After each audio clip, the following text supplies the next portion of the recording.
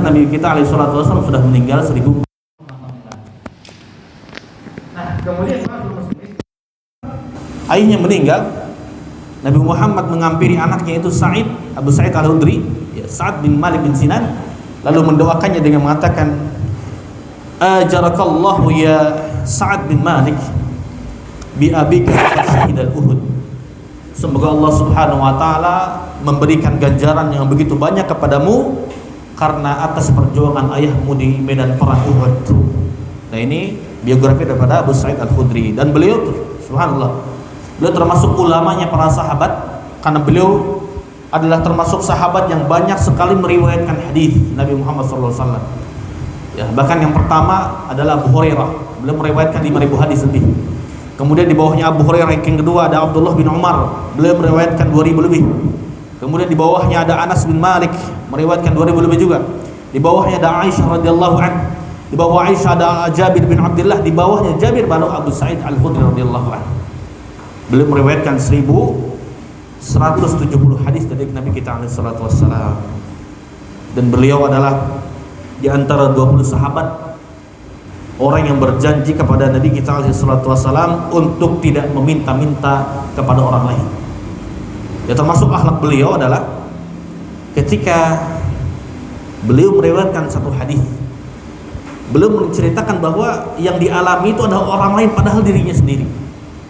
Pada suatu ketika beliau disuruh oleh keluarganya bahwa, wahai Sa'ad bin Malik, wahai Abu Sa'id Al-Khudri, coba kau pergi kepada Muhammad SAW. Kami di rumah tidak ada makanan beberapa hari, kami kelaparan. Coba minta Nabi Muhammad. Banyak orang yang minta sama Muhammad, dikasih sama Nabi Muhammad SAW. Berangkatlah Abu Sa'id Al-Khudri kepada Nabi kita SAW. Nah, kebetulan ketika berangkat, Nabi Muhammad tidak ada di rumah. Nabi Muhammad ada di Masjid Nabawi, dan ketika itu sedang memberikan khutbah dan ceramah kepada para sahabatnya. Dan isinya adalah Nabi Muhammad mengatakan, man ista'fa 'afallah wa man istaghna aghnahullah wa man sa'alana fawajadana fa'ataina. Barang siapa yang menjaga kehormatannya, maka Allah akan menjaga kehormatannya. Barang siapa yang merasa kaya dirinya walaupun kekurangan, maka Allah berikan kekayaannya. Artinya ketika orang merasa kaya dan tidak meminta-minta kepada orang lain, maka Allah akan berikan kekayaan pada dia. Dan barang siapa meminta kepadaku dan dia menjumpai bahwa aku ada, maka Allah akan berikan permintaannya. Bayangkan, dia Abu Sa'id Al-Khudri radhiyallahu anhu ingin meminta kepada Rasulullah nasihati kayak gitu. Barang siapa yang merasa dirinya kaya dan tidak meminta-minta kepada orang lain, maka Allah berikan kekayaan pada dia. Tadinya mau minta, gak jadi, Pak. Karena Rasulullah memberikan wasiat seperti itu. Nah, dari situlah Abu Sa'id Al-Khudri tidak pernah meminta-minta kepada orang lain sampai wafatnya. Dan akhirnya Abu Sa'id Al-Khudri mendapatkan janji Rasulullah. Dia termasuk orang yang kaya di kalangan Ansar, ya, orang-orang yang diberikan kelebihan harta di kalangan Ansar.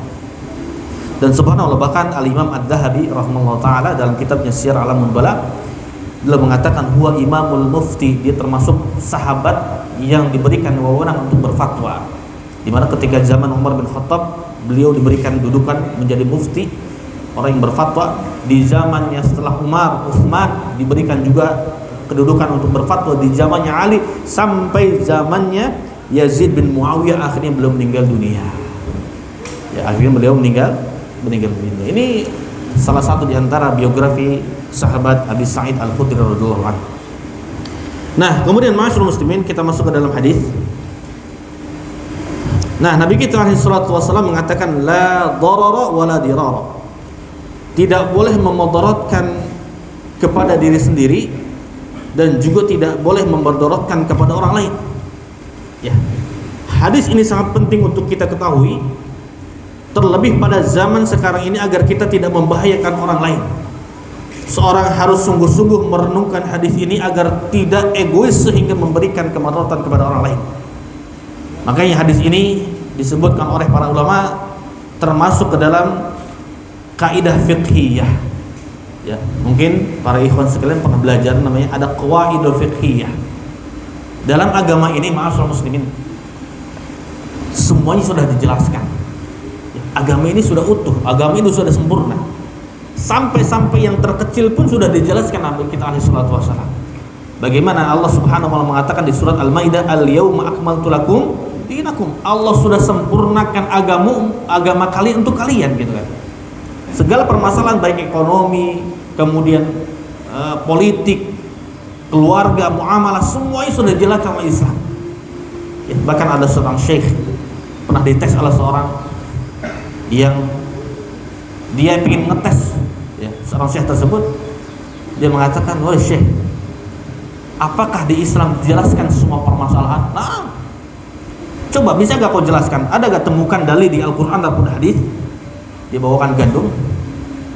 Dari satu gandum ini, satu kresek gandum ini bisa membuat berapa roti?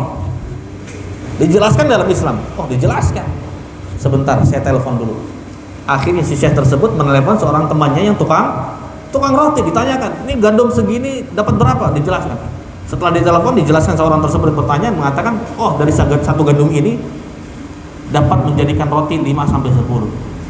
Kata seorang yang bertanya mengatakan, saya tidak menyuruhmu untuk menelpon temanmu, saya suruh engkau untuk cari apa dalilnya di Al-Quran dan As-Sunnah.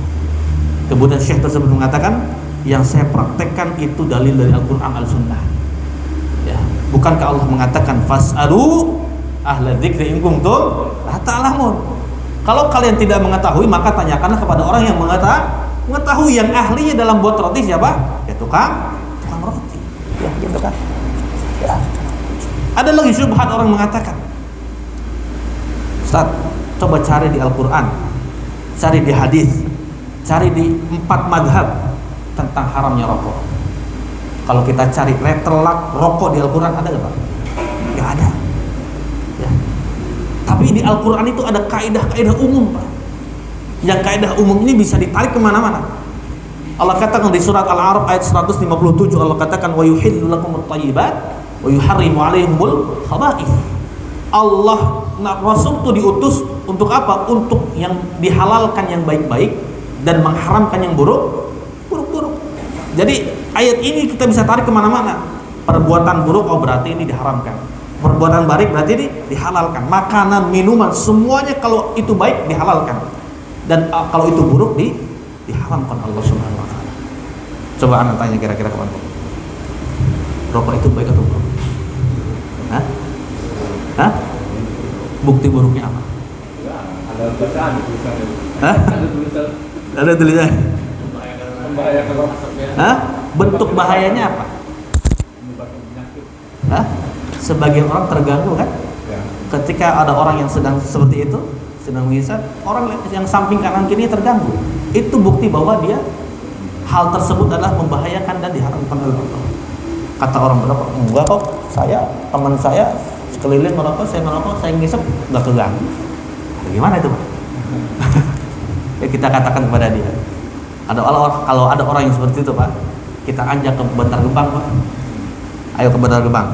Bau gak? Ya bau lah. Terganggu gak? Coba lihat orang-orang yang tukang sampah di Bantar Gebang. Mereka biasa atau terganggu? Biasa. Apakah menjadikan sampah ini wangi jadinya? Tidak kan? Tetap menjadikan zat tersebut bau. Nah, begitu dengan seperti itu. Nah, artinya ma'asyiral muslimin, semua yang ada di Islam di sini sudah dijelaskan oleh Nabi kita alaihi salatu wasallam. Kenapa Anda membahas ini? Karena memang Nabi kita alaihi salatu wasallam ini diberikan keutamaan oleh Allah dan Rasulnya, oleh Allah Subhanahu wa taala itu jawami'ul kalim. Ya. Nabi Muhammad pernah mengatakan, innama utitu bijawami'il kalim. Saya diberikan mukjizat oleh Allah untuk diberikan jawami'ul kalim. Apa jawami'ul kalim? Ketika belum berkata, perkataannya singkat tapi maknanya padat. Termasuk yang hadis yang kita bahas hari ini. Perkataannya singkat. La darara wala dirar. Jangan kau membahayakan dirimu sendiri dan kau jangan membahayakan diri orang lain. Tapi maknanya sangat luar biasa. Ya, dari sinilah banyak menimbulkan kaidah fikih. Dan kaidah fikih ini tidak lebih dan tidak kurang menjerumus atau mengkerucut kepada 5 kaidah. Yang pertama adalah kaidah fikih al-umuru bi maqasidiha. Perkara-perkara tergantung kepada maksud dan tujuannya. Contoh, antum ingin mewakafkan suatu rumah, tapi kita tidak diikrarkan dengan tulisan dan juga lisan, maka tidak akan jadi. wakaf tersebut. Ya. Contoh, antum ingin sholat malam, udah niat sebelum tidur, udah wudu, malam ingin sholat malam, sudah berniat dalam hati. Tapi ternyata ketika niat sudah diniatkan, dibulatkan, ditekadkan, tapi ternyata antum bablas sampai subuh, antum dapat pahala gak? Dapat. Ya, maka setiap perkara tergantung pada maksud dan tujuannya. Yang kedua, ada kaidah fikih mengatakan annal yaqin la yuzalu bisyak. Sesungguhnya keyakinan tidak bisa dihilangkan dengan keraguan. Contoh, antum biasa habis mandi wudu, ketika ke masjid lupa apakah sudah wudu atau tidak, maka kembali yang kebiasaan kepada antum semua. Ya, biasa antum habis mandi wudu, ya udah. Ketika ada keraguan, maka yakinilah kebiasaan yang biasa kita lakukan. Contoh yang lain, antum sholat duhur 4 rakaat. Ketika ingin bangun ke 4 rakaat, ini udah 4 rakaat atau 3 rakaat, maka yakinnya ketika antum melaksanakan sholat duhur, maka yakin yang 3 rakaat. Ya, yakinnya 3 rakaat, karena 3 rakaat lebih sedikit daripada 4 rakaat. Yang ketiga, kaidah fikih adalah al-masyaqqatu tajlibus taysir. Kesulitan akan mendatangkan kemudahan. Contoh, antum tidak bisa sholat untuk berdiri, Allah berikan kemudahan untuk duduk. Tidak bisa duduk, Allah berikan kemudahan untuk berbaring. Ya, ketika antum untuk ingin berwudu, tidak ada air, Allah berikan kemudahan, yaitu tayammum. Maka kesulitan akan datang, ya, mendatangkan kemudahan. Ya. Yang keempat, kata para ulama, ad-dararu yuzal. Kemadaratan itu akan dihilangkan. Ya, kemadaratan akan dihilangkan. Dan yang terakhir, al-'adatul muhakkamah. Adat kebiasaan dapat dijadikan pijakan hukum. Ya, adat kebiasaan akan dijadikan kaidah hukum. Ta'al muslimin. Nah, kita akan bahas yang keempat. Karena pembahasan kaidah yang keempat ini berkaitan dengan hadis ini, yaitu ad-dararu yuzal. Kemadaratan harus dihilangkan. Karena memang kemadaratan ini berkaitan tentang hubungan antara manusia dengan manusia yang lainnya. Maka tidak boleh memberi madarat kepada diri sendiri dan tidak boleh memberikan madarat kepada orang lain. Nah, terdapat 2 pendapat di kalangan para ulama terkait makna hadis tersebut. Kan Rasulullah katakan tadi, la, tidak, dororo, jangan engkau membahayakan dirimu sendiri, wala diror, dan kau tidak boleh membahayakan orang lain. Ya, pendapat yang pertama, makna hadis tersebut, kata dororo sama diroro itu sama-sama artinya. Artinya apa? Nabi Muhammad menyebutkan kaidah ini dalam rangka sebagai penegasan dan pengulangan. Intinya kata Nabi Muhammad, gak boleh membahayakan diri apalagi orang lain gitu. Ini pendapat yang pertama. Ya. Dan dalam bahasa Arab juga hati-hati. Salahnya harokat akan mengubah makna hadis itu sendiri. Dororo, diror, beda. Sama seperti man, apa arti man? Hah? Siapa? Kalau min? Dari. Itu beda harokat, beda makna. Bahkan beda huruf, beda makna yang sangat jauh sekali. Allah katakan la'allakum tashkurun, agar kalian bersyukur. Tapi ketika kita ganti dengan huruf sa bukan sya, la'allakum tashkurun, agar kalian menjadi orang-orang yang mampu. Maka hati-hati dalam bahasa Arab. Ini menunjukkan bahwa pentingnya kita belajar bahasa Arab, ya. La darara wa la dirar. Adapun makna yang kedua, tadi makna yang pertama adalah sama, penegasan. Makna yang kedua tidak sama dan artinya bisa 3 macam. Ya, pendapat yang kedua ini tidak sama artinya. Maknanya ada 3. Yang pertama maknanya adalah la dororo, dororo artinya memadaratkan tanpa disengaja. Adapun diror artinya memadaratkan dengan sengaja. Ya. Dan dua-duanya tidak diperbolehkan. Yang tanpa sengaja pun tidak diperbolehkan karena ada huruf la-nya di sini, tidak boleh. Apalagi madaratnya itu mendatangkan madarat itu sendiri. Yang tidak sengaja aja tidak boleh, apalagi mendatangkan madarat. Ini yang pertama. Makna yang kedua adalah dororo adalah memulai memberikan madarat, memulai dia. Adapun dirar membalas madarat tapi dengan cara yang lebih. Ya. Saya ulangi, pendapat yang kedua adalah dororo artinya dia memulai madarat kepada orang lain. Adapun dirar dia membalas madarat dengan yang lebih. dan ini pun tidak diperbolehkan. Ya, kalau seandainya kita diberikan kedzaliman sama orang lain, contoh Pak, kita diejek, bolehkah kita balas? Boleh dalam Islam. Tapi balas yang setimpal. Kita dipukul, boleh kita memukul? Boleh. Tapi balas dengan setimpal. Dalilnya apa? Dalilnya dalam Al-Quran Al-Karim surat Asy-Syura ayat 40, Allah katakan wa jazaa'u sayyi'atin sayyi'atun mithluha. Dan balasan suatu kejahatan adalah kejahatan yang serupa. Ya, kejahatan yang serupa. Faman 'afa wa aslaha fa ajruhu 'ala Allah. Tapi ada solusi yang lebih tepat daripada itu, kata Allah Subhanahu wa taala. Kalau kita didolimi sama orang lain, maka kata Allah, faman 'afa, dan barang siapa yang memaafkan, wa aslaha, dan berbuat baik, fa ajruhu 'ala Allah, maka pahalanya itu di sisi Allah Subhanahu wa taala. Hanya Allah yang memberikan pahalanya. Innahu la yuhibbul zalimin. Allah Subhanahu wa taala tidak menyukai orang-orang yang zalim. Nah ini ya. Jadi membalas itu diperbolehkan. Yang tidak diperbolehkan adalah membalas yang lebih parah daripada kezaliman itu sendiri. Ya, contoh, tetangga bakar sampah sehari, kita bakar sampah 2 hari, nggak boleh. Yang ada nggak ada ujungnya. Tetangga nanti 3 hari, kita 4 hari terus. Ya, yang ada tidak ada ujungnya. Ya, dan ini pernah dipraktekkan oleh para sahabat. Ada suatu kisah tentang ini. Dahulu, ketika Abu Bakar As-Siddiq radhiyallahu anhu, beliau punya saudara, namanya Masyithah. Nah, Masyithah ini adalah seorang yang sudah ditinggal oleh orang tuanya. Bapaknya meninggal, ibunya meninggal. Tapi Abu Bakar ini punya kekerabatan dengan Masyithah. Akhirnya Abu Bakar memberikan sebagian hartanya untuk kehidupan Masyithah. Nah, ketika ada kejadian Aisyah radhiyallahu anha difitnah, haditsatul ifk, difitnah bahwa Aisyah itu berzina, gitu kan? Dan di antara salah satu orang yang memprovokasi Aisyah itu berzina, menuduh Aisyah berzina adalah Masyithah. Orang yang dibiayai Abu Bakar As-Siddiq, padahal tahu Abu Bakar adalah orang tuanya Aisyah. Dari situ Abu Bakar terdiam. Mana yang benarnya? Karena ketika itu wahyu belum turun, Pak. Nabi Muhammad juga tidak menjelaskan mana yang benar, apakah Aisyah benar berzina ataukah ini tuduhan. Nah, setelah itu baru beberapa hari setelah itu datang wahyu Allah menjelaskan bahwa Aisyah itu terfitnah oleh banyak orang. Tadi dikatakan bahwa di antara salah satu yang fitnah adalah Masyithah, orang yang dibiayai langsung oleh Abu Bakar As-Siddiq.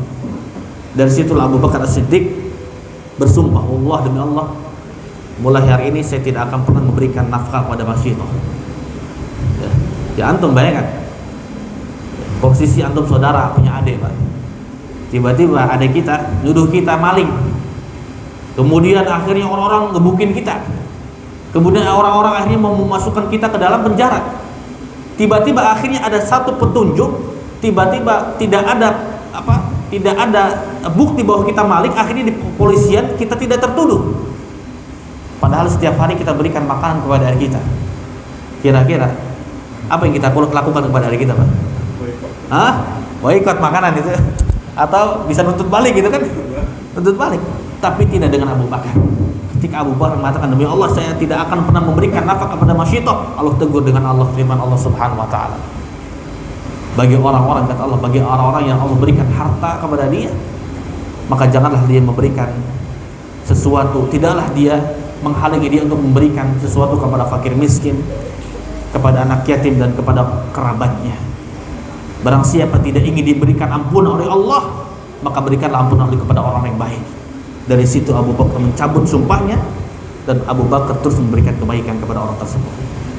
Maka muamalah kepada manusia itu kan beberapa tingkatan, Pak, ya. Akhlak kepada manusia itu di hadis sebelumnya kita sudah jelaskan. Yang pertama, kita harus berbuat baik kepada orang lain. Yang kedua, kita mencegah dari kita untuk berbuat buruk kepada orang lain. Yang ketiga, kita menahan diri kita ketika disakiti orang lain. Dan level yang paling tinggi adalah membalas keburukan dengan kebaikan. Nah, ini menunjukkan bahwa makna yang kedua tadi, doror sama diror, memberikan kemudaratan kepada orang lain dan membalas kemudaratan tetapi dengan cara yang berlebihan. Baik, kemudian makna yang ketiga yang terakhir, adalah dororo, artinya memberikan kemadaratan kepada orang lain tanpa mengambil manfaat. Memberikan kejahatan orang lain tanpa mengambil manfaat dari orang tersebut. Adapun dirar adalah memadaratkan orang lain untuk mengambil manfaat dari orang lain. Ya. Ya, coba kita ulang dari pertama tadi. Yang pertama maknanya apa, Pak? Darar sama dirar. Memadaratkan tanpa disengaja. Kalau dirar disengaja. Makna yang kedua, makna darar apa tadi? Memberikan kemadaratan kepada orang lain, memulai memberikan madarat kepada orang lain. Adapun dirar, membalas kemadaratan dengan yang lebih parah. Makna yang ketiga adalah dororo, artinya memberikan madarat kepada orang lain tanpa mengambil manfaat. Adapun dirar, memadaratkan orang lain untuk mengambil manfaat. Ya. Contohnya apa, Pak?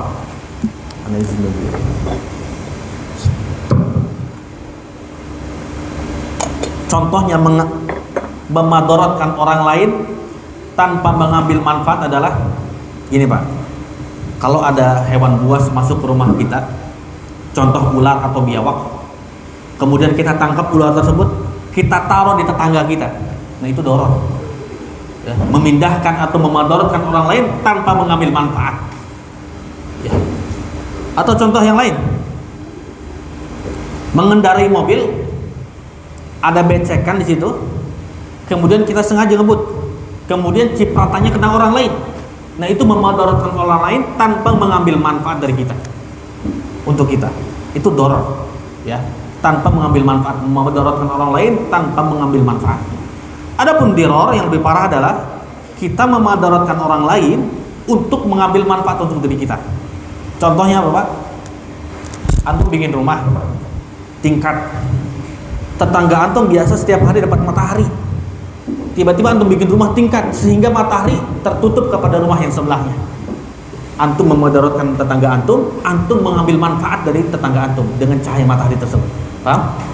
Ini memadaratkan orang lain dan mengambil manfaat. Atau contoh yang lain, seperti yang sering terjadi, Pak, di perumahan.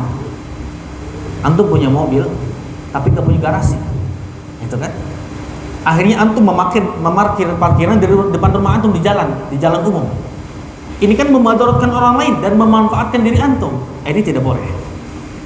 Atau di perusahaan, antum menjatuhkan orang lain untuk mengangkat diri antum supaya antum bisa dapat posisi lebih tinggi daripada yang lainnya. Ini tidak boleh. Ya, ini makna yang ketiga. Ya. Dan semuanya tidak diperbolehkan dalam Islam, dan kata para ulama, janganlah kalian membuat madarat, apalagi memadaratkan orang lain. Nah, kemudian ma'asyiral muslimin, materi selanjutnya adalah macam-macam kemadaratan ditinjau dari sisi dosa dan tidaknya. Ada 3 kondisi yang dimana madarat ini tidak akan berdosa bagi pelakunya.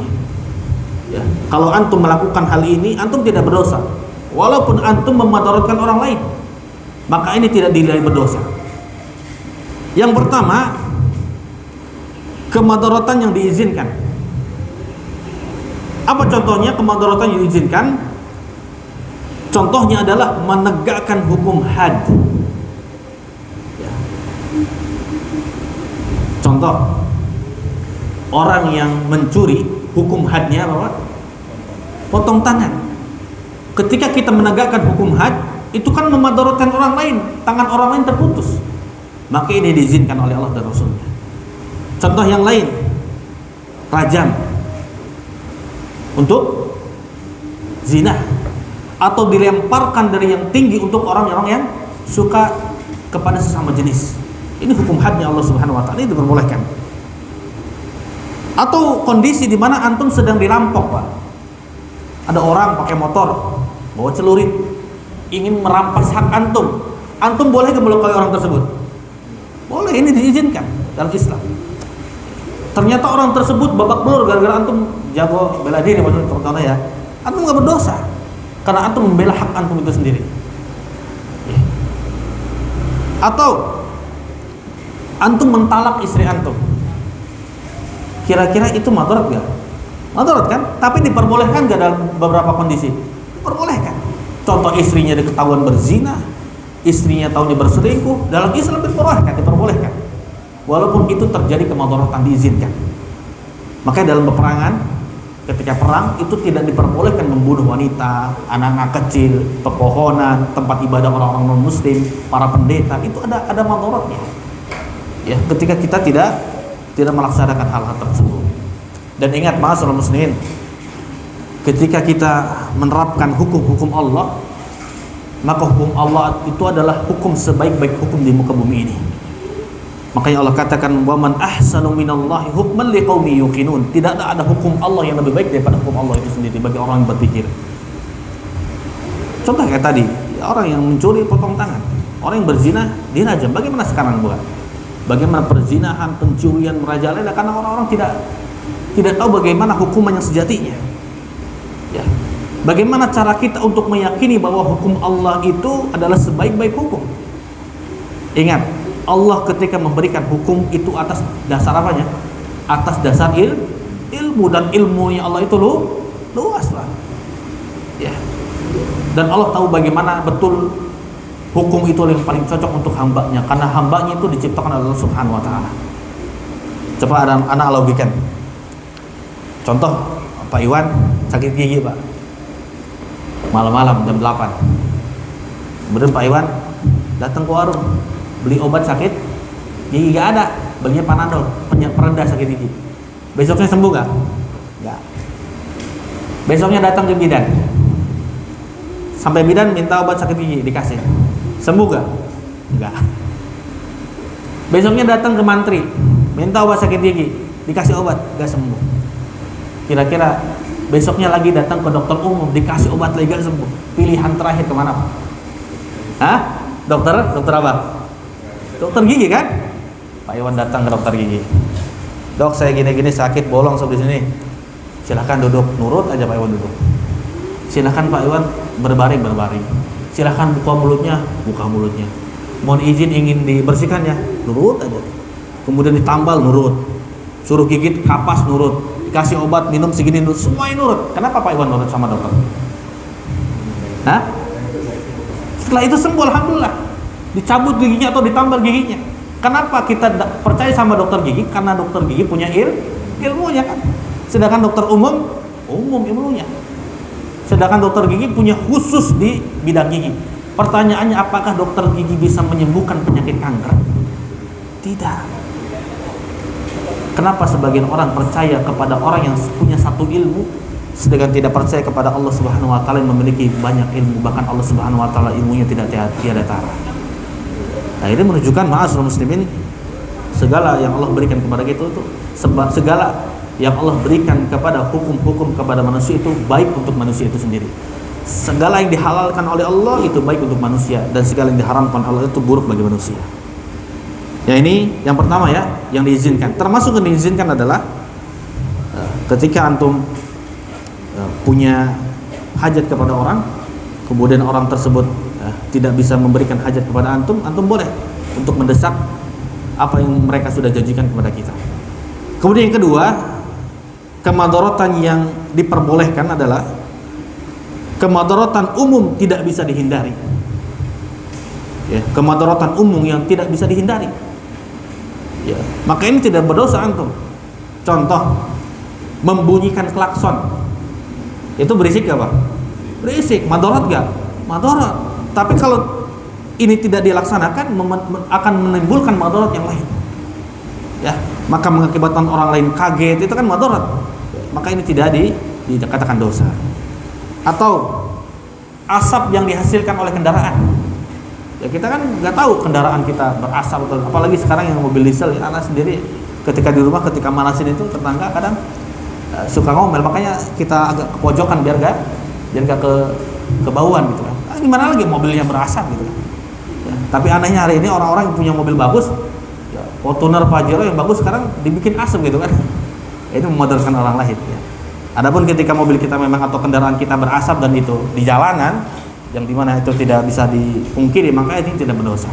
Kecuali ketika motor antum rusak, berasap gitu kan, lalu antum tidak benarkan, itu berdosa. Itu menyalahi kodrat ya. Kasihan motornya itu. Ya. Ini yang kedua ya. Mudaratun umum tidak bisa dihindari. Termasuk diantaranya adalah ta'ummu bihil balwa, bercampurnya ikhtilat antara laki-laki dan perempuan di kendaraan umum, Pak. Kan ikhtilat kan diharamkan dalam Islam, madarat nggak boleh. Tapi ketika masuk ke kendaraan umum, busway, kemudian kereta atau yang lainnya, ya, maka kita tidak berdosa atas hal tersebut. Ya, kecuali menyentuh antara laki-laki dan perempuan itu berdosa. Ya, makanya alhamdulillah ketika di Indonesia udah mulai sedikit demi sedikit, Pak ya. KRL sudah ada mulai yang khusus perempuan, gitu kan. Bis sudah ada yang khusus perempuan. Ini makna yang kedua. Makna yang ketiga adalah boleh ya, kita tidak akan pernah tidak berdosa ketika kita melakukan kemudaratan adalah ketika kemudaratan yang dimaafkan oleh orang yang dizalimi. Kita mendapatkan maaf dari orang yang dizalimi, maka antum tidak akan berdosa karena antum diberikan maaf. Ya, antum mengejek orang, antum memukul orang, antum datang ke rumahnya, kemudian antum meminta maaf, dimaafkan, maka ini tidak akan berdosa karena antum sudah mendapatkan maaf dari orang tersebut. Nah, maka ma'asyiral muslimin, segala bentuk kemadaratan harus kita hilangkan, baik itu kemadaratan untuk diri sendiri maupun kepada orang lain. Dengan demikian hadis ini mengajarkan kepada kita bahwa di antara dosa yang paling besar adalah ketika kita memberikan kemadaratan kepada orang lain. Ya, perkara dosa yang berhubungan antara manusia dengan Allah itu mudah dengan cara istighfar, dengan cara bertaubat kepada Allah. Karena kita tahu Allah itu Al-Ghaffar, Allah itu Maha Pengampun, Allah itu Ar-Rahim, Maha Penyayang. Mudah dengan Allah, interaksi kita dengan Allah kalau kita berbuat dosa. Tapi untuk berbuat kesalahan kepada manusia, ini adalah perbuatan yang dosa yang besar. Karena urusannya tidak sampai di dunia, bahkan urusannya nanti di akhirat itu lebih berat. Muslim. Makanya Sufyan Ats-Tsauri beliau pernah mengatakan, innaka antalqallahu azza wa jalla bi 70 dhanban fi ma bainaka wa bainahu ahwanu 'alaika an talqahu bi dhanbin wahidin fi ma bainaka wa bainal ibad. Sesungguhnya kata Sufyan Ats-Tsauri, engkau bertemu dengan Allah dengan membawa 70 dosa antara engkau dengan Allah. Antum berbohong kepada Allah. Mungkin kita berzina, pernah mencuri, 70 dosa bertemu dengan Allah itu akan lebih ringan ketimbang engkau bertemu dengan Allah dengan membawa satu dosa saja. Tapi satu dosa ini antara engkau dengan makhluk yang lainnya. Ya, ini lebih berat, dosa sesama manusia. Karena manusia itu bukan Tuhan yang mau memaafkan. Manusia itu bukan Tuhan yang mudah sekali memaafkan orang lain. Makanya ada orang-orang nanti ketika di mizan, ketika di timbangan amalan, dihadapkan kepada dia amal yang berat. Dia sholat, dia sedekah, dia puasa, berat amalan baik-baikannya. Tiba-tiba amalan kebaikan itu lunas habis. Kemana amalan tersebut? Amalan tersebut dipindahkan kepada orang-orang yang pernah didolim oleh dia semasa hidup dia. Ya. Dan orang yang paling beruntung di hari kiamat kelak adalah orang yang bersabar atas kezaliman orang lain. Dia tidak banyak amalnya, lalu dia kaget dari mana amal tersebut. Amal tersebut dari orang-orang yang pernah mendolimi kepada dia sendiri. Ya, ini menunjukkan bahwa kezaliman kepada manusia itu sangat luar biasa. Contohnya tadi Pak, merokok lagi-lagi Pak. Ya, merokok itu sebuah kezaliman yang amat luar biasa Pak. Coba antum merokok, ada orang merokok, di sampingnya ada bayi. Gara-gara rokok antum, bayi itu akhirnya kena paru-paru dan harus menjalani perawatan selama 7 tahun, maka selama 7 tahun itu antum mendapatkan dosa kalau antum merokok itu. Dan peneliti sudah menelaah bahwa lebih parah mana, perokok fasik ada perokok aktif. Yang fasik, yang menghirupnya. Maka subhanallah ya, sebagian orang tidak merasa dosa ketika merokok, padahal itu adalah sebuah kedzaliman. Argo dosa itu akan terus dia dapatkan kalau seandainya orang yang menghirup asap tersebut sakit seumur hidupnya. Ya, makanya anak heran ya orang-orang tersebut, orang yang merokok itu kalau memang ingin menikmati rokok, telan lah gitu. Ya, jangan bagi-bagi ke orang lain, telan lah gitu kalau ingin menikmati.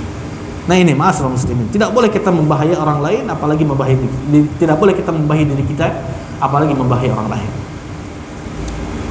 Ya, contoh yang lain ma'asyiral muslimin adalah ihtikar. Apa itu ihtikar? Menimbun barang pokok. Ya, ini juga memudaratkan orang lain. Ya, kemarin gas ditimbun, Pak ya. Itu kan memudaratkan orang lain. Ya, gas ditimbun, minyak ditimbun, BBM ditimbun, ini memudaratkan orang lain. Ya.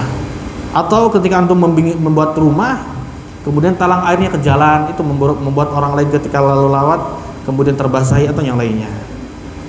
Nah, ini menunjukkan bahwa ketika kita memudaratkan orang lain, maka urusannya adalah nanti di akhiratnya Allah Subhanahu wa taala. Terakhir, ma'asyiral muslimin, dari hadis ini timbullah banyak kaidah-kaidah fikih.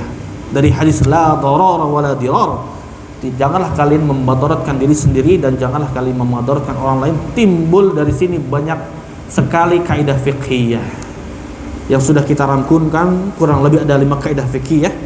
Yang pertama, ad-dararu yudfa'u biqadril makan. Kemadaratan dihilangkan semaksimal mungkin. Kalau ada madarat, maka kita hilangkan semaksimal mungkin. Ya. Kalau seandainya tidak bisa total, kita hilangkan minimal. Kita mengurangi daripada madarat tersebut.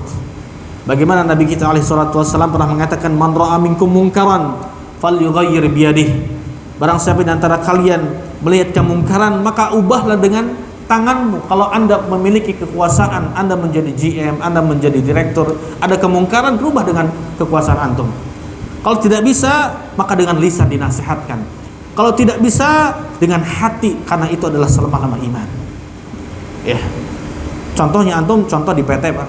Lagi-lagi ada yang merokok. Antum sebagai GM, bagaimana langkah antum untuk menanggulangi kemungkaran tersebut? Tidak semerta-merta dilarang semuanya. Nanti banyak protes contohnya. Antum siapkan ruangan khusus untuk para perokok. Ya, di bis-bis kan biasa seperti itu ya. Ya, dimudaratkan. Ya itu bisa diminimalisir untuk madarat tersebut. Ini kaidah pertama ya. Kemudaratan dihilangkan semaksimal mungkin. Kaidah yang kedua adalah ad-dararu la yuzalu bimithlihi. Kemudaratan tidak dihilangkan dengan yang semisalnya. Ya, kemudaratan tidak dihilangkan dengan yang semisalnya. Contoh, ada orang bilang ke antum, bunuhlah si A. Kalau antum gak bunuh si A, saya akan bunuh kamu. Ya, maka dalam hal ini temannya tersebut tidak boleh membunuh si A untuk menyelamatkan dirinya. Karena hal ini berarti temannya tersebut sudah hendak menghilangkan kemudaratan dari orang lain. Ya, jadi kemudaratan tidak dihilangkan dengan yang semisalnya. Ya, contoh di perusahaan, dari atasan bilang, coba antum gulingkan yang itu tuh, yang selevel sama antum. Kalau antum gak bisa gulingin dia, anak pecat antum. Ini gak boleh juga. Ya, dalam hal seperti ini. Kemudian yang ketiga, kaidah fikih dari ini timbul daripada hadis ini adalah irtikabu akhafud dararain. Nah, ini yang sering kita biasanya praktekkan dalam kehidupan. Menempuh kemudaratan yang paling ringan dari 2 mudarat yang tidak bisa dihindari. Ya, memilih mudarat yang lebih ringan dari 2 mudarat yang tidak bisa dihindari.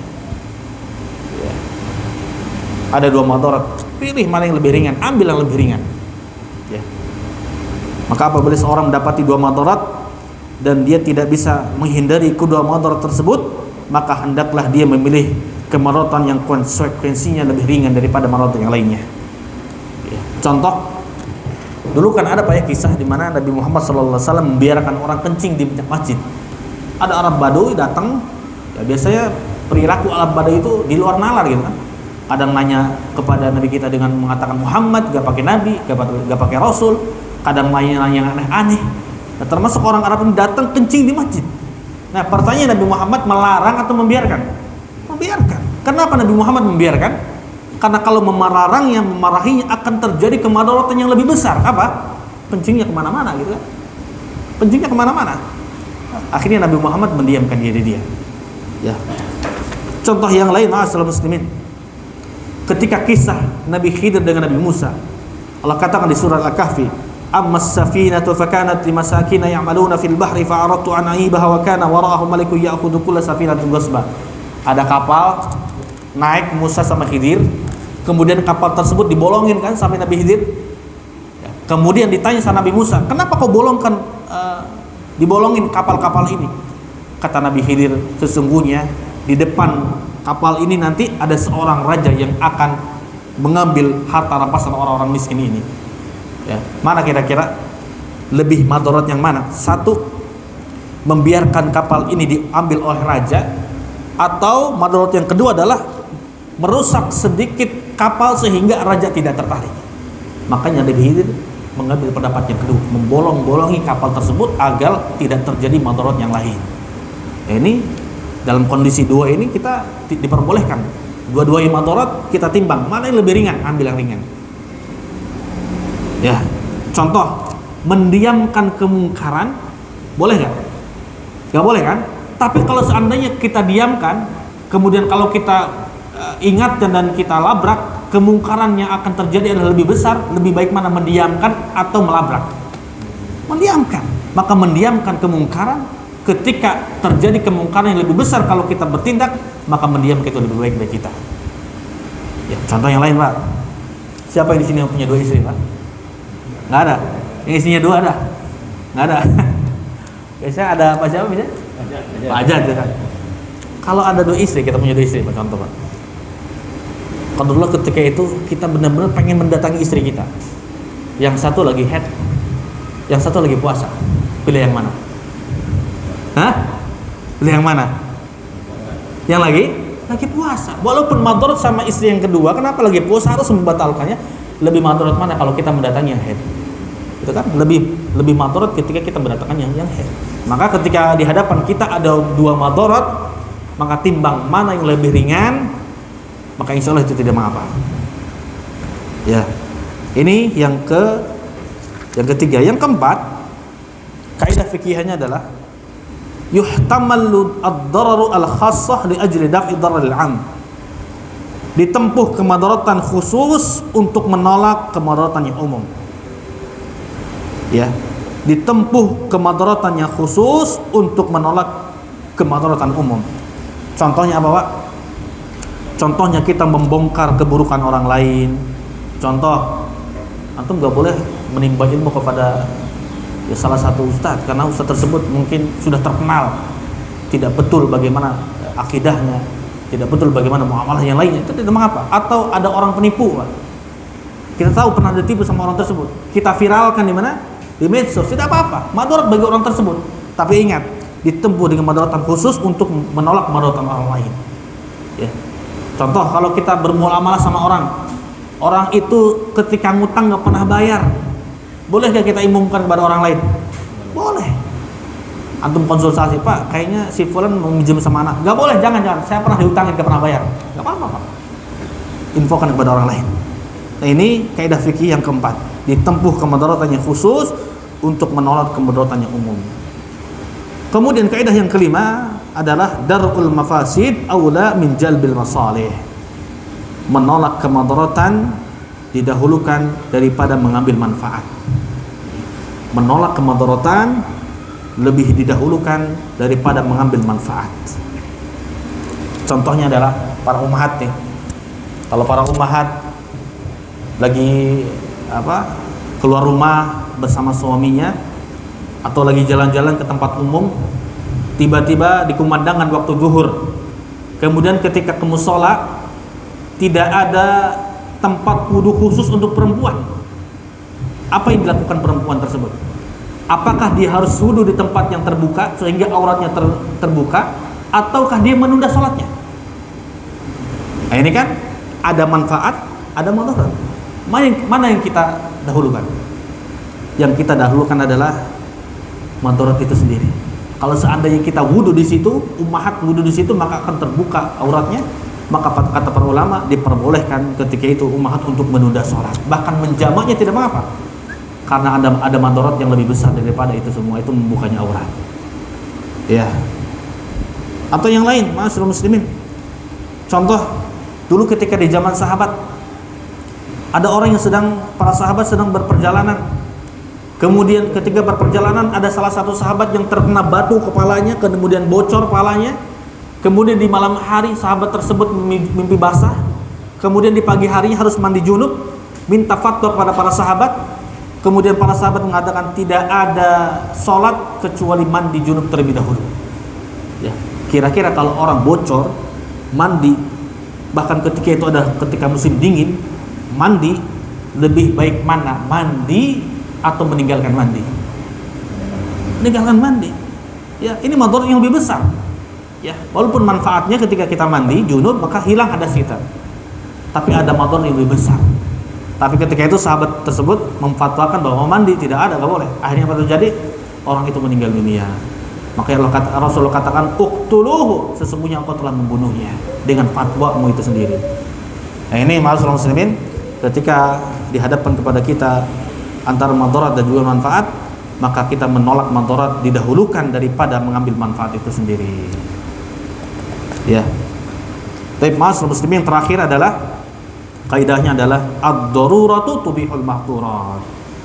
Ya, keadaan darurat yang memadaratkan itu bisa dibolehkan dalam keadaan darurat. Suatu yang madarat dibolehkan dalam keadaan darurat. Ya. Contoh dalam mengancam antum, merampas hak antum, tidak ada jalan lain yang antum pilih kecuali hal yang madarat tersebut, maka itu dibolehkan. Ya, contoh yang sering kita contohkan adalah ketika antum ke hutan tidak ada makanan kecuali ada daging yang diharamkan, contoh daging babi. Bolehkah kita makan? Boleh. Walaupun ada madaratnya, tapi ketika itu dalam keadaan darurat maka diperbolehkan. Ya. Contoh sholat Jumat bagi satpam, Pak. Yang di sini mungkin ada para ikhwan kita yang kerja menjadi satpam perusahaan. Sholat Jumat bagi satpam itu lebih baik mana? Sholat Jumat atau jaga? Ayo. Lebih baik mana? Sholat Jumat, ikut sholat Jumat, atau jaga perusahaan? Kalau contohnya perusahaan tersebut di lingkungan tersebut sudah terkenal ada maling, contoh darurat nih kan, darurat, lebih baik jaga. Ya, kenapa lebih baik jaga? Karena ini dalam kondisi darurat dan ada pengganti dari sholat Jumat, itu sholat duhur. Tapi kalau seandainya ya di kompleknya aman segala macam, ya kemudian antum menjadi satpam, maka ada langkah lain. Ya, contoh antum bisa sifan, ya gantian antum minggu ini saya Jumat, antum enggak, terus anda udah muslim gitu. Atau yang lain, contohnya ada karyawan satpam juga yang non muslim, udah antum gantiannya di shift 2 atau shift 1 ketika duhur, ketika Jumat antum aja, biar anak gak apa-apa long shift. Ya, ini diperbolehkan dalam Islam. Ya, segala yang mudarat diperbolehkan ketika kondisi darurat. Tapi ma'asyiral muslimin, ini bisa saya sampaikan dalam hadis yang ke-32 tentang larangan berbuat zalim. Pertanyaan, Mbak?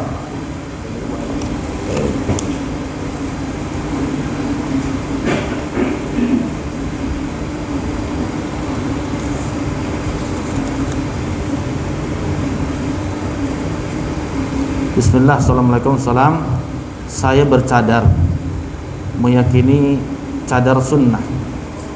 Tapi bagaimana ketika kumpul keluarga di depan ipar-ipar?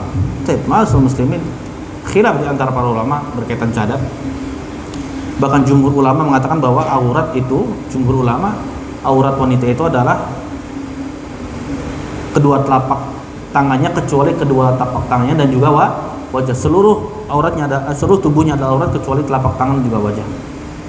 Nah, adapun ketika di keluarga, kalau memang keluarganya tidak paham dan ada menimbulkan madarat yang lain, kemudian antum harus buka cadar, maka ini diperbolehkan.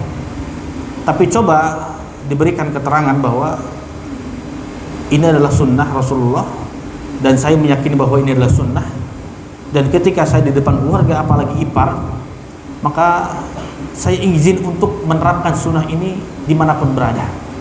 Ya, terlebih lagi ipar itu bukan mahram bagi kita, takutnya terjadi fitnah atau yang lainnya, maka seseorang diperbolehkan untuk menutup cadarnya di ipar-ipar.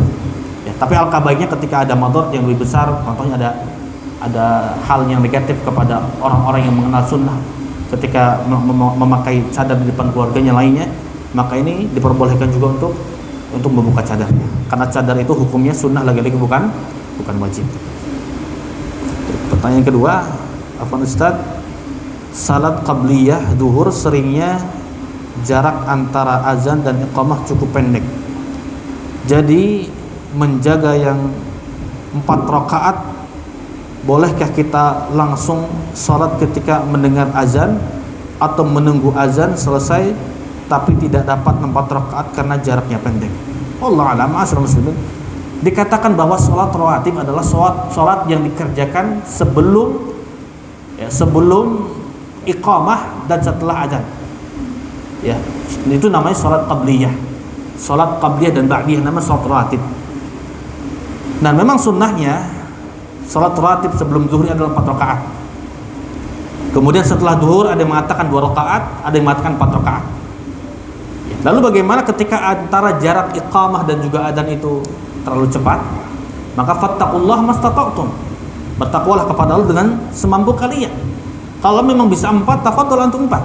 Tapi kalau seandainya waktunya sebentar dan kalau seandainya 4 rakaat itu terlalu cepat, maka 2 itu sudah cukup bagi antum semua. Tapi 2 ini dirasa dengan rukun-rukunnya dipenuhi, kemudian syarat-syaratnya dipenuhi, tumakninahnya dipenuhi, maka insya Allah bahkan yang 2 ini lebih besar pahalanya insya Allah subhanahu wa ta'ala ketimbang 4. Karena kata Rasulullah, la sholata, tidak ada sholat ketika iqamah dikumandangkan. Ya, kalau antum sholat ketika sholat rakaat kedua, sholat sunnah, kemudian iqamah sudah dikumandangkan, batal sholat antum, batalkan. Ya. Kemudian bagaimana dengan khatib Jumat yang berjamaah? Jangan beribadah mengharap surga, tapi beribadah hanya mengharap Allah, ridha Allah. Apakah demikian benar Ustaz? Subhanallah. Ini ma'asyiral muslimin, ini di antara syubhat sebagian kaum muslimin. Jangan takut kepada neraka, takutnya sama Allah. Jangan berharap surga tapi berharap ridha Allah Subhanahu wa taala. Ingat, di ayat-ayat dan hadis-hadis menjelaskan bahwa kalau kita beriman itu harapnya surga. Kenapa surga? Karena janji Allah itu surga. Allah menjanjikan surga bagi orang yang beriman dan beramal soleh. Buktinya apa? Allah katakan di ayat, banyak ayat, innalladzina amanu wa amilus solihati wa jazaohum inda rabbihim jannatu adnin tajri min tahtihal anhar. Itu kan diulang-ulang berkali-kali. Jannatu adnin lahum jannat innal abrara lafi na'im. Sesungguhnya orang yang berbuat baik ada di tempat surga Naim. Bahkan surga itu banyak namanya, ada Naim, ada Aden, ada Firdaus, ada Rayyan. Kalau kita tidak berharap surga, berharap apa lagi? Ma'asyiral muslimin. Maka orang ketika beramal dan berharap surga itu sejatinya sedang berharap kepada Allah Subhanahu wa taala. Karena prioritas seorang bisa masuk surga dan tidaknya itu prioritas Allah Subhanahu wa taala. Sama kayak antum lah. Antum bekerja berharap pujian dari atasan atau gaji?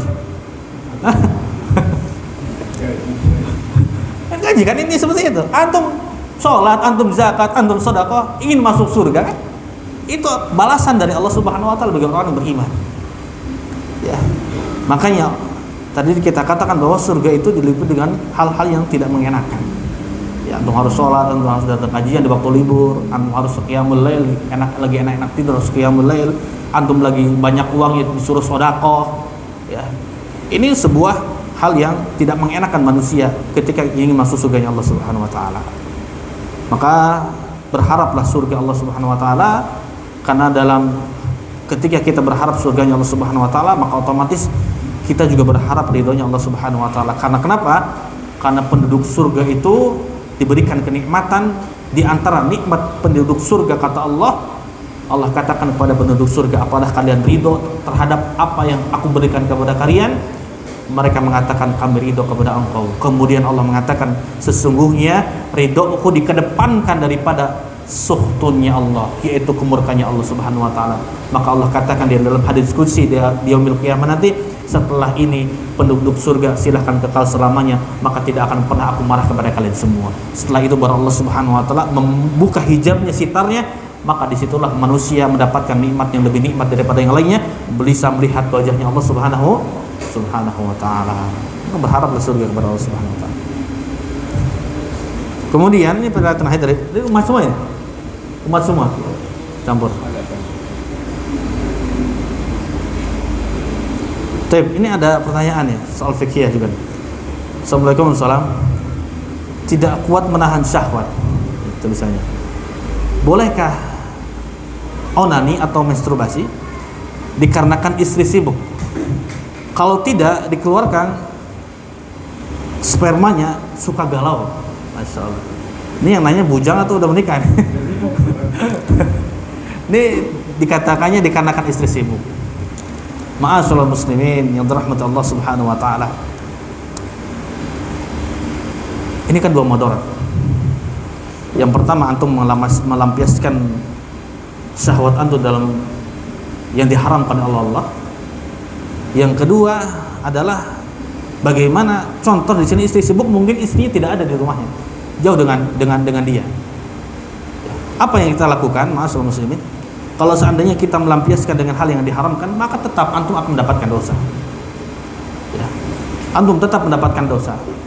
Bahkan para ulama mengatakan kalau seandainya antum kerja di Kalimantan, kemudian istri di Jawa Barat, lalu antum minta memfotokan istri antum, lalu antum membayangkan istri antum, lalu antum melakukan hal seperti itu dikatakan dosa antum. Kenapa? Karena antum memang mengeluarkan sesuatu yang diharamkan oleh Allah Subhanahu wa taala.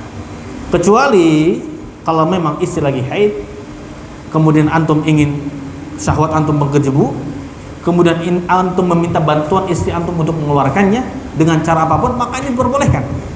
Atas dasar firman Allah Subhanahu wa taala mengatakan nisaukum harsulakum fa'tu harsakum bima syi'tum.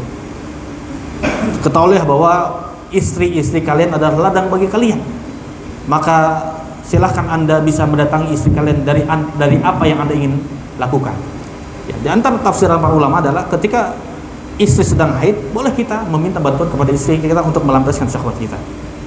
Adapun ketika istri kita tidak ada, lalu kita lampiaskan dengan cara yang diharamkan oleh Allah, lalu menimbulkan, kalau seandainya kita tidak dikeluarkan, menimbulkan galau, maka tetap Anda mendapatkan dosa karena memang Anda melakukan hal yang diharamkan Allah Subhanahu wa taala. Maka nasihat anak, kalau memang istri sibuk, contoh istri bekerja, ya, dan kemudian antum, ya, syahwat antum sedang mengejolak, lalu mungkin istri antum baru datang nanti maghrib, maka antum cari kegiatan yang lain, ya, karena tidaklah seseorang ketika menyendiri dan seseorang tidak ada kesibukan, maka yang akan datang adalah baik itu keburukan ataupun kemaksiatan. Maka carilah kegiatan-kegiatan yang bermanfaat, yang bisa menyibukkan diri kita. Ketika kita tersibukkan diri kita dengan yang bermanfaat, maka yang seperti itu akan hilang begitu saja. Adapun kondisi yang kedua, ketika istri jauh, kemudian kita berada di sini, sehingga kita interaksi sama istri hanya beberapa bulan sekali, maka anak nasihati, cari pekerjaan yang dekat dengan keluarga, karena mudaratnya lebih besar ketika jauh bersama keluarga. Tapi kalau seandainya antum mampu dan itu bisa terkondisikan oleh antum, tafadhol. Tapi ketika kemudaratan itu lebih besar daripada manfaatnya, maka dahulukanlah mudarat daripada manfaat tersebut. Contoh kayak antum kerja di sini gaji 7 juta, 8 juta. Kerja di kampung 3 juta. Kemudian itu kan manfaatnya Pak ya. Gajinya lebih besar. Tapi ada yang mudarat apa? Jauh dari keluarga. Antum tidak bisa tahan, pulang ke kampung. Pulang ke kampung antum. Lebih dekat dengan keluarga. Atau istri datangkan ke sini untuk bisa datang bersama, hidup bersama antum semuanya. Baik, ma'asyiral muslimin, ini bisa saya sampaikan. Ada lagi pertanyaan dari Iwan? Boleh. Ini berkaitan dengan sholat qobliyah subuh. Mudah-mudahan misalkan orang itu biasa melaksanakan sholat qobliyah subuh. Suatu saat dia ada halangan karena alasan sakit yang terlambat atau bagaimana hanya mendapatkan sholat wajib. Nah, bagaimana untuk bisa tidak dia menjaga sholat qobliyah menggantikannya setelah sholat subuh atau di waktu sholat yang lain? Berkaitan tentang kebiasaan orang yang melaksanakan rutinitas ibadah, lalu kemudian dia meninggalkan ibadah tersebut karena udzur syar'i. Ini berbeda pendapat di antara kalangan para ulama. Yang pertama, pendapat para ulama mengatakan tidak usah diulang, cukup diniatkan dengan hati. Karena kaidah fikih ada juga mengatakan as-sawabu bin niyyah, pahala itu bisa diraih dengan niat.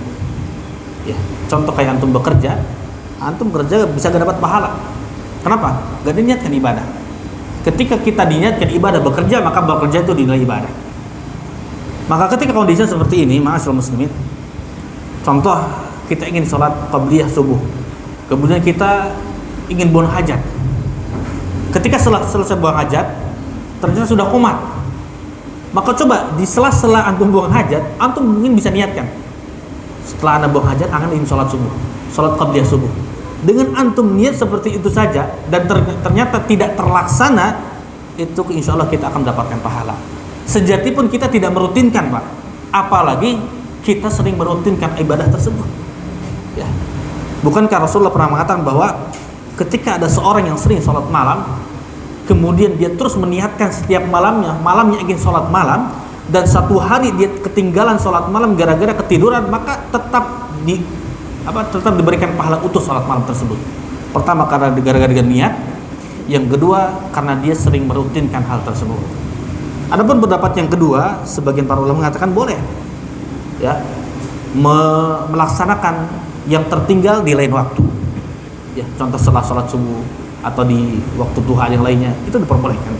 Tapi ana lebih menguatkan pendapat ketika seseorang tertinggal melakukan hal yang rutinitas dia lakukan, maka selayaknya dia cukup diniatkan dalam hatinya. Seandainya setelah dia niatkan dia ikhtiar, kalau seandainya ikhtiar dia tidak bisa melakukan, maka insya Allah pahala tersebut tetap akan didapatkan oleh orang tersebut. Ya, wallahu a'lam bishawab. Ya, cukup ya. Insya Allah ma'asyiral muslimin, ini bisa anda sampaikan karena sudah jam 11:30.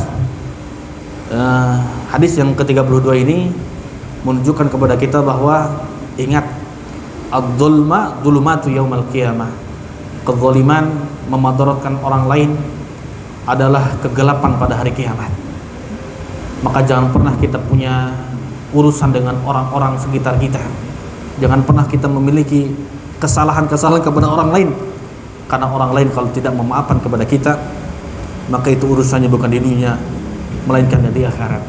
Dan di akhirat itu lebih berat lagi urusannya ketimbang di dunia. Semoga yang bisa anda sampaikan bermanfaat bagi diri anda pribadi dan untuk kita semuanya, yang benar datangnya dari Allah Subhanahu wa taala dan yang keliru dari anda pribadi. Ana mohon maaf. Kita tutup hari ini dengan doa kafaratul majlis. Subhanakallahumma bihamdik, asyhadu an la ilaha illa anta, astaghfiruka wa atubu ilaik. Wassalamualaikum warahmatullahi wabarakatuh.